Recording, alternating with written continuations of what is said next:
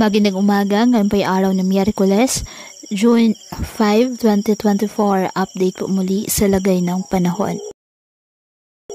Ayon po sa Pag-asa, trough ng isang low pressure area na nakaka-apekto ngayon sa northern Luzon. Nasa labas po ito ng ating Philippine Area of Responsibility. Sa ngayon, hindi naman nakita ang papasok ito ng ating PAR. Sa ngayon, patuloy din po ang pag-iral ng frontal system. Ito po ay pagsasalubong ng mainit at malamig na hangin dyan po sa northern Luzon.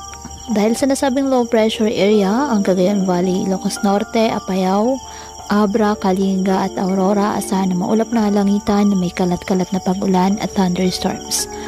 Ang nalalabing bahagi ng bansa kasama na ang Metro Manila, asahan pa rin po ang bagyang maulap hanggang sa maulap na halangitan with isolated rain showers or thunderstorms dahil naman po sa mga localized thunderstorms.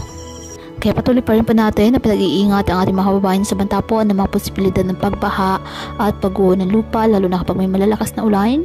At ugaliin po na magdala palagi ng payong o kahit anong panangga sa ulan sa tuwing lalabas po ng ating mga tahanan. At yan po muna ang update sa lagay ng panahon ngayong araw.